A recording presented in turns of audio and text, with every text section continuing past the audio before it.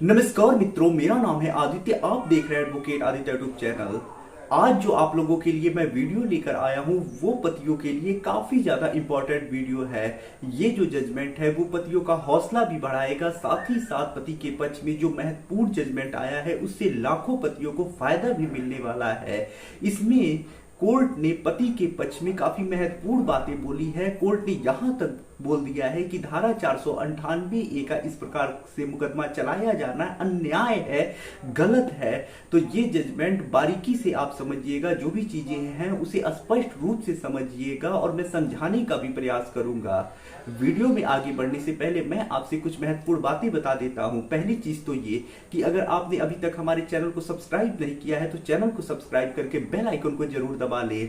दूसरी महत्वपूर्ण बात ये कि हमारा एक किताब पब्लिश हुआ है जिसका नाम है legal guide for husband in matrimonial cases. ये जो किताब है वो मैट्रिमोनियल केस जैसे 498A, divorce case, 125 CrPC, DV act, इन सबसे महत्वपूर्ण जानकारी से संबंधित है। तो कोई भी यदि आप मुकदमा लड़ रही हैं तो ये किताब आपके लिए काफी ज्यादा यूजफुल साबित होने वाला है। इस किताब का जो मूल्य है वो 600 रुपए है, जिसमें 100 रुपए कोरियर चार्ज भी है।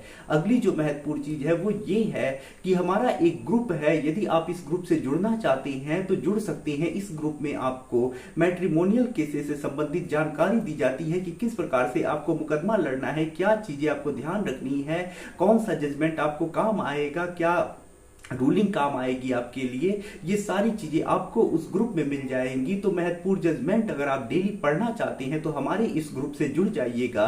ग्रुप से जुड़ने का जो चार्ज है वो 500 रुपए है, जो वन टाइम है। अगली जो महत्वपूर्ण बात है वो ये है कि अगर आप मैट्रिमोनियल केस लड़ रहे हैं, आप क्वेसिंग से संबंधित या फिर हाई कोर्ट से संबंधित कोई भी आपका इंपॉर्टेंट वर्क है तो ऐसे में आप हमसे संपर्क कर सकते हैं। आपका अगर किसी भी हाई कोर्ट से संबंधित कोई मामला है तो आप हमसे संपर्क करके अपने मामले को हमें दे सकते हैं और हमारे थ्रू अपना काम आसानी से करा सकते हैं।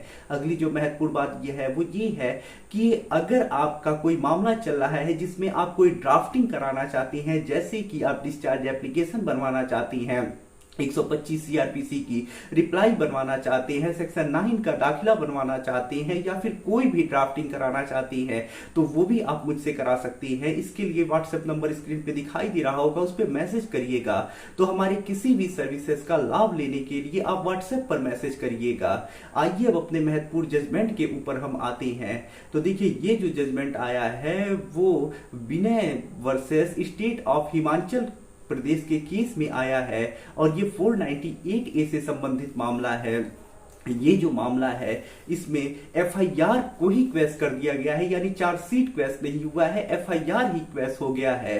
तो मामले में होता कुछ ऐसा है कि शादी के बाद जो पत्नी होती है, पति और पति के घर वालों के विरुद्ध थाने में एफआईआर दर्ज करा देती है। जब ये मामला दर्ज हो जाता है उसके बाद 2 साल तक ऐसे ही पेंडिंग एफआईआर रहता है। उसके बाद जो पति के घर वाले होते हैं मामले को क्वेश कराने के लिए, यानी हाई कोर्ट में जो ये एफआईआर है उसे क्वेश कराने के लिए 482 सीआरपीसी के तहत प्रार्थना पत्र लगाती है। जब कोर्ट इस पे सुनवाई करता है तो दोनों पक्षों की तर्क सुनता है, जिसमें पति पक्ष की तरफ से बताया जाता है कि जो भी आरोप लगे हैं, सामान्य किस्म के आरोप लगे हैं, झूठा फंसाया गया है तो मामले को क्वेश कर दिया जाए।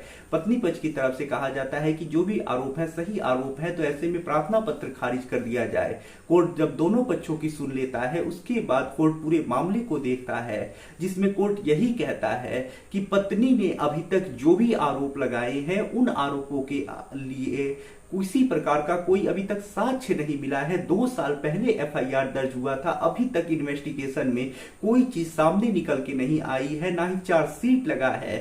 साथ ही साथ जो भी आरोप लगाए गए हैं वो आरोप में ना कोई समय का जिक्र है ना तारीख का जिक्र है।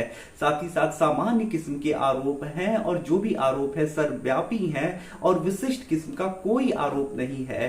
आरोपों के आधार पे कोई अपराध तय नहीं किया जा सकता है। तो ऐसे में ऐसा मामला चलाया जाना कानून का दुरुपयोग है और भारतीय दंड संहिता की धारा 498A किसी को प्रताड़ित करने के लिए, परेशान करने के लिए नहीं बना है। तो ऐसे में जो कोर्ट होता है वो स्पष्ट कर देता है कि अगर एफआईआर दर्ज होने के बाद काफी देर तक, काफी साल तक कोई सबूत नहीं मिलता है, चार्जशीट नहीं लगती है, तो एक ये भी क्वेश्चन का आधार है। इस आधार पे भी एफआईआर क्वेश्चन हो सकता है। साथ ही साथ समय और तारीख मामले में दर्ज नहीं है, तो ये भी एक क्वेश्चन का आधार है। सामान्य किस्म के आरोप लगे हैं, तो ये भी क्वेश्चन का आधार है। साथ ही साथ कोर्ट यहाँ ये महत्वपूर्ण टिप्पणी कर देता है कि ऐसा मामला चलाया जाना दुरुपयोग के साथ ही साथ शोषण भी है, परेशान भी किया जा रहा है। तो मामले को जो हाई कोर्ट होता है क्वेश कर देता है, रद्द कर देता है। तो यदि आपका इस प्रकार से मामला होगा तो आप भी अपने मामले को इसी प्रकार से हाई कोर्ट से क्वेश करा पाएंगे। यदि आप ये जजमेंट या फिर इस प्रकार के बहुत सारे महत्वपूर्ण जजमेंट पढ़ना चाहते हैं तो हमारे ग्रुप से जुड़ जाइएगा। यदि आप किसी कानूनी समस्या से परेशान हैं और ऐसे में आप मुझसे फोन पे बात करके अपनी कानूनी समस्या का समाधान प्राप्त करना चाहती हैं तो व्हाट्सएप पे मैसेज करके अपॉइंटमेंट बुक करा के आप मुझसे कॉल पे बात कर सकती हैं। यदि आपको वीडियो पसंद आया हो तो वीडियो को लाइक करें, अपने दोस्तों के साथ शेयर करें, और यदि आप चैनल पे नए हैं तो चैनल को सब्सक्राइब करके बेल आइकन को दबाएं। मिलते हैं नए वीडियो के साथ अगले दिन, तब तक के लिए जय हिंद, जय भारत।